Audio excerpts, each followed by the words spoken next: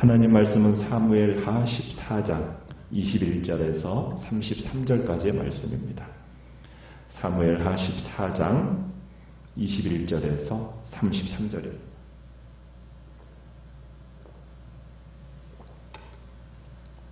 사무엘하 14장 21절 제가 먼저 읽습니다. 왕이 요압에게 이르되 내가 이 일을 허락하였으니 가서 청년 압살롬을 데려오라 하니라.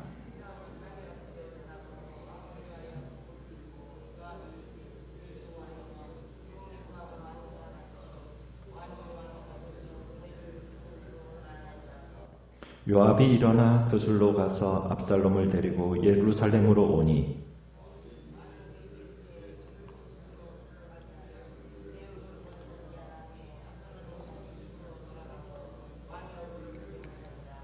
온 이스라엘 가운데서 압살롬같이 아름다움으로 크게 칭찬받는 자가 없었으니 그는 발바닥부터 정수리까지 흠이 없음이라.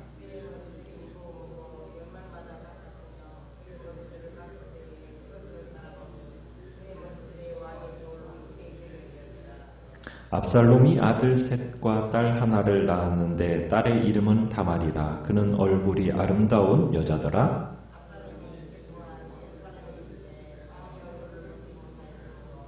압살롬이 요압을 왕께 보내려 하여 압살롬이 요압에게 사람을 보내 부르되 그에게 오지 아니하고 또 다시 그에게 보내되 오지 아니하는지라.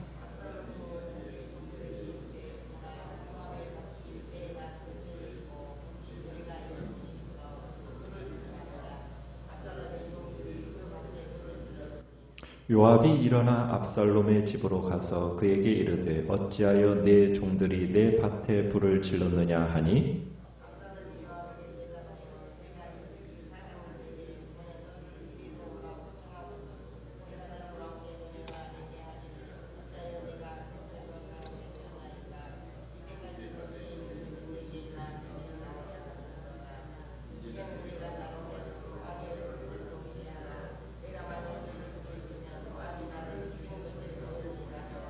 같이 읽습니다. 요압이 왕께 나아가서 그에게 아뢰매 왕이 압살롬을 부르니 그가 왕께 나아가 그 앞에서 얼굴을 땅에 대어 그에게 절하매 왕이 압살롬과 얼굴을 입을 맞추니라. 아멘. 오늘 말씀의 제목은 압살롬과 회복하는 다윗이라는 제목으로 말씀을 나눕니다. 드고아 여인의 화술에 의해서 다윗은 압살롬을 데려올 것을 이제 허락하게 됩니다. 그래서 오늘 21절에 보면 왕이 요압에게 즉시로 명령을 내리죠. 가서 청년 압살롬을 데려와라. 명령을 내립니다. 그래서 요압이 이제 일어나서 23절에 압살롬의 일과가 있는 아람의 그술로 가고 그곳에서 압살롬을 데리고 예루살렘으로 돌아왔습니다. 그런데 문제가 생겼습니다. 요압으로 인해서 압살롬을 데려오긴 했는데 다윗이 이 압살롬을 어떻게 대하고 있느냐는 문제입니다. 24절에 보니까 다윗이 압살롬 만나기를 거부합니다. 그를 그의 집으로 물러가게 해서 내 얼굴을 볼 수 없게 해라. 돌아오긴 했는데 압살롬이 아버지 다윗을 만나지 못한 채 자기 집으로 돌아가게 됩니다. 다윗이 지난 3년 동안 압살롬을 그리워했던 것은 사실이에요. 그렇지만 아직도 아물지 않은 상처가 있는 것인지 아니면 좀 더 당분간 근신하기를 원해서 그랬던 것인지 모르겠지만 만나기를 피한 겁니다. 아마 아물지 않은 상처가 있었기 때문일 거라고 생각이 되어져요. 그러나 어쨌든 온 이스라엘은 예루살렘으로 돌아온 이 압살롬을 보고서는 드디어 이제 왕과 그 아들의 관계가 회복되었구나 이렇게 생각을 하게 됩니다. 그러면서 25절에 보면 압살롬의 이제 이야기를 쭉 이야기하는데 압살롬 왕자의 준수함에 온 이스라엘이 완전히 마음이 빼앗겨 버립니다. 압살롬에 대해서 그 아름다움으로 크게 칭찬했다고 얘기하는데 그에 대해서 발바닥부터 정수리까지 흠잡을 데가 없다라는 거예요. 그러니까 흠이 없을 정도로 정말 아름답다라고 기록하고 있습니다. 그런데 우리는 성경에서 보면 성경 기자가 압살롬의 이 외모에 대해서 극찬하는 것은 반대로 그의 신앙과 인격이 부족하다라는 것을 암시하는 내용이 보통 성경 속의 기록입니다. 우리가 이스라엘 왕, 초대 왕 사울의 외모에 대해서 준수했다 얘기하잖아요. 그리고 또 사무엘이 왕을 세우기 위해서 이새의 집에 갔을 때도 다윗의 그 형들에 대해서도 용모가 뛰어났다 이렇게 이야기를 합니다. 그런데 결국은 어떻게 되었습니까? 사울은 멸망했고 형들을 제치고 다윗이 왕이 되었습니다. 그러니까 성경에서 외적인 준수함에 대한 이야기를 할 때에는 어떻게 보면은 참 그의 신앙과 인격에 대한 문제의 소지가 있음에 대한 이야기들을 같이 이렇게 하고 있다라는 겁니다.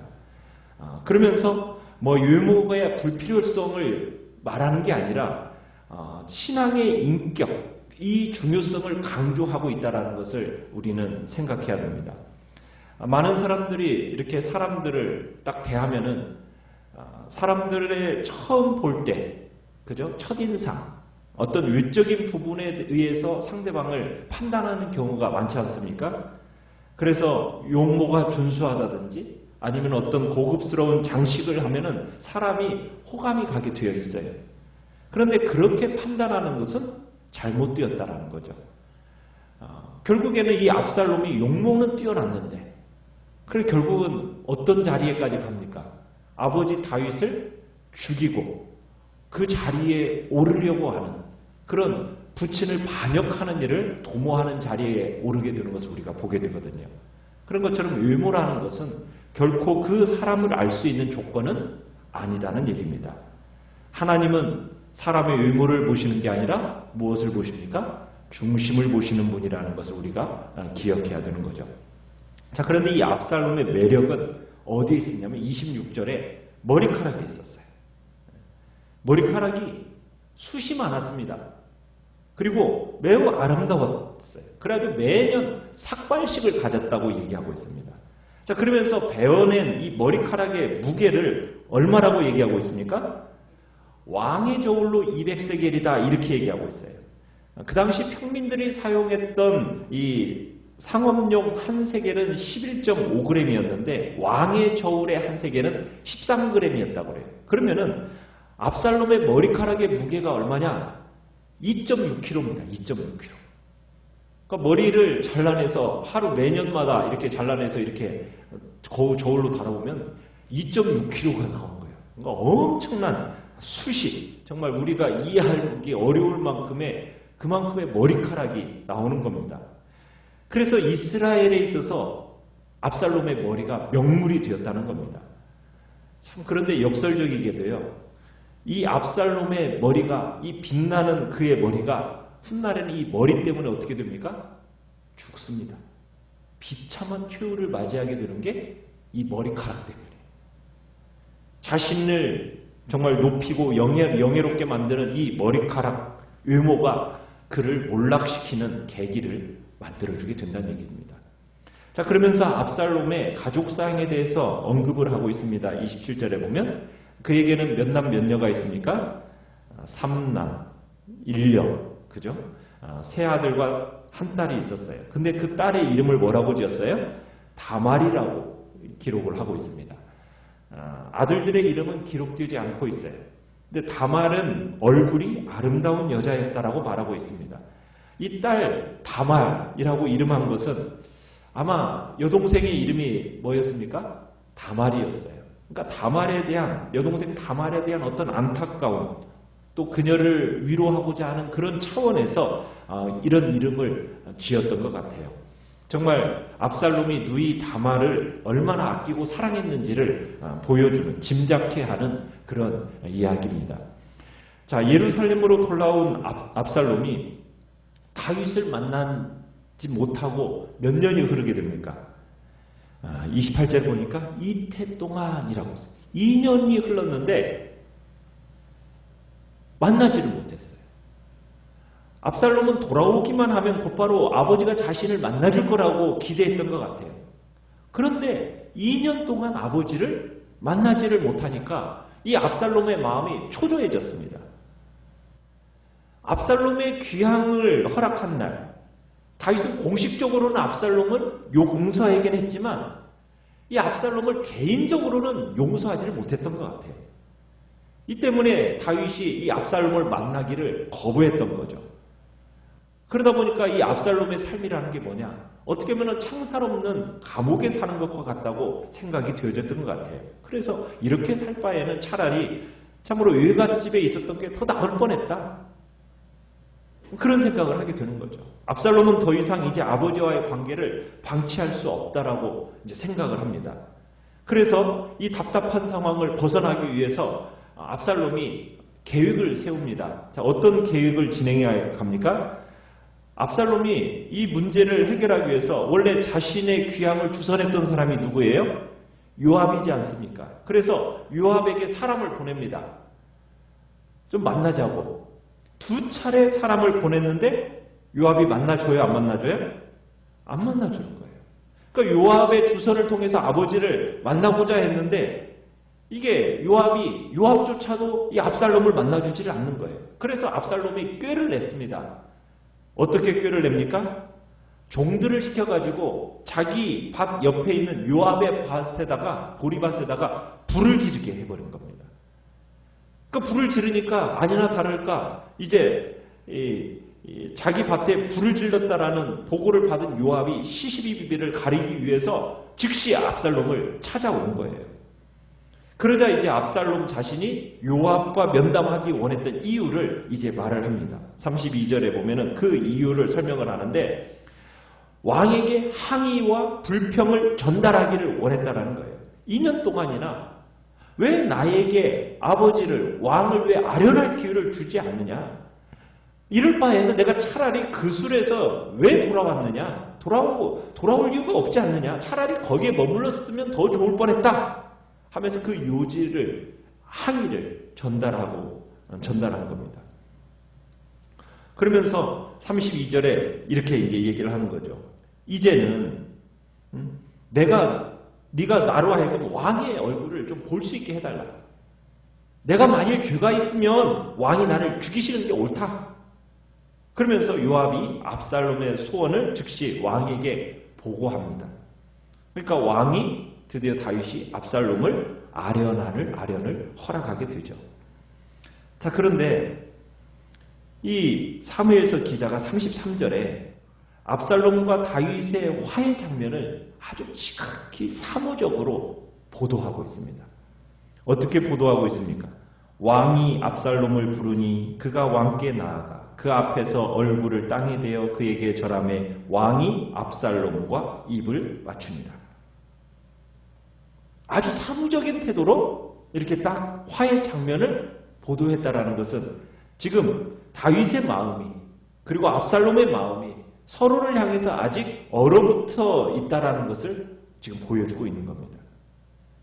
그러니까 다윗은 진정으로 이 압살롬을 품지 못하고 내치고 있었던 거예요. 참 만약 다윗이 예수님이 들려주셨던 그 탕자의 이야기에서처럼 거기서 나오는 아버지 같았더라면 어떻게 되었을까? 탕자의 아버지는 어떻게 그 아들을 맞이합니까? 참 아들이 어떻게 보면 못된 짓을 저질렀음에도 불구하고 아버지는 결코 그를 찾는 일을 멈추지 않았고 그리고는 그가 돌아왔을 때 그를 용서하고 다시 완전한 아들로 받아들일 방법을 찾는 일을 멈추지 않았다라는 것을 우리가 보잖아요. 정말 아들이 돌아왔을 때 그를 맞이하면서 달려가서 포옹하고 그리고 그 옷과 신발과 가락지를 끼워주면서 그러면서 잔치를 벌이고 살진 송아지를 잡으면서 정말 1년에 몇 번 있을까 말까 그런 잔치를 벌여주면서 아들을 맞이하는 그 탕자의 아버지. 다윗이 압살롬을 그러한 마음으로 받아줬으면 정말 어땠을까? 그러면 함께 앉아서 정말 이런저런 얘기를 나눴을 거 아니겠습니까? 내가 얼마나 누이 동생 다말을 아꼈었는지, 정말 형 암논이 얼마나 내가 미웠었는지, 집 떠난 세월이 얼마나 정말 힘들었었는지, 아마 이런저런 이야기들을 나눌 수 있었겠죠. 그러면 어떻게 되었겠습니까? 그러면 아버지는 아들을 되찾았을 것이고 아들은 아버지를 되찾았을 것입니다. 그런데 다윗은 그렇게 하지 않았어요. 다윗은 압살롬에게 모질게 대했습니다. 물론 나름대로 이유는 있었겠죠. 네가 살인죄를 저질렀으니 살인죄에 대한 어떤 책임을 져야 되고 네가 고통을 뼈저리게 느껴야 된다. 아마 네가 그걸 느낄 때까지는 계속 벌을 주는 것이 좋은 일이라고 아마 생각했는지도 모르겠습니다. 아마 그러나 그것은 다윗이 내세우는 합리화일 뿐입니다. 그 이면에는 뭐가 없어요? 용서하기를 거절한 거죠. 은혜 베풀기를 거절했던 겁니다. 자비 베풀기를 거절하는 마음이 이 다윗의 마음에 있었던 거예요. 여러분, 다윗의 죄는요, 간음죄나 살인죄보다도 이 다윗 생애에 있어서 이 죄가 가장 중대한 범죄였습니다. 어떻게 보면 이것은 가장 변명의 여지가 없는, 가장 많은 대가를 지불해야만 하는 죄였던 겁니다. 압살롬을 거절하는 행위. 자신은 하나님으로부터 그토록 풍성한 은혜를 받았어요. 그러면 그 풍성한 은혜를 아들에게 나누어 주기를 지속적으로 했어야 되는데 그것을 거부했던 이 죄가 결국 그의 생애를 고통스럽게 만든 겁니다. 애증의 관계를 넘어서 한 사람을 있는 대로 그대로 용납한다라는 것이 참 어렵죠. 왜 어렵겠습니까? 그 이유는 하나님께로부터 자기의 위치가 어떠한지를 깨닫지 못하기 때문에, 자신이 하나님으로부터 그토록 풍성히 받은 은혜를 기억하지를 못하기 때문에 그 한 사람 한 사람을 용납하기가 어려운 겁니다. 용서함을 받는다라는 것은 정말 하나님으로부터 내가 어떠한 사랑을 받았는가, 내가 그분으로부터 긍휼하심에 빚을 진 사람이라는 것을 알아야 우리가 애증의 관계를 넘어서서 그 사람을 용서하고 용납할 수 있게 되는 거거든요. 정말 하나님으로부터 내가 말할 수 없는 사랑과 은혜를 받았습니다. 내가 이렇게 그리스도인이 된 것은 하나님의 값없는 은혜 때문입니다 라는 것을 알아야 된다는 거예요. 그러면은 교만이 있을 수가 없습니다. 복수의 마음이 있을 수가 없습니다. 나의 권리를 주장하는 것도 있을 수가 없다라는 거죠. 그 대신에 다른 사람을 볼 때 그들 속에 무가치한 것이 있거나 죄로 말미암은 것이 드러날 때 마음속 깊이 그들을 향한 큰 슬픔을 가지고 그를 향한 긍휼과 자비의 마음을 가지게 되는 것이 바로 우리가 진정 하나님의 사랑을 받은, 그걸 깨달은 자의 모습이다라고 성경은 우리에게 보여주고 있는 겁니다. 오늘 한날도 우리와의 불편한 관계 속에서 정말 그 사람을 용서하고 용납하기를 정말 주님 앞에 주님이 기대하고 계신다는데 그 부분을 내가 주님 앞에서 기꺼이 기쁨으로 받아들일 수 있는 넉넉한 마음이 우리 안에서 생기게 해달라고 이 시간 주님 앞에 기도하며 나가시길 바랍니다. 말씀을 생각하면서 기도하시고요.